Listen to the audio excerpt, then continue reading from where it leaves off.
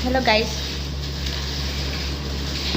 For today's video guys, alam nyo na to, apple na isasaw-saw sa suka na may asin. Masarap kaya guys, promise. Na para na siyang pipino. Alam nyo yung pipino? Sasaw-saw sa asin na may suka. Pero yung pipino, lalagyan nyo ng asukal, di ba? Pero yung ito kasi asin na saka suka.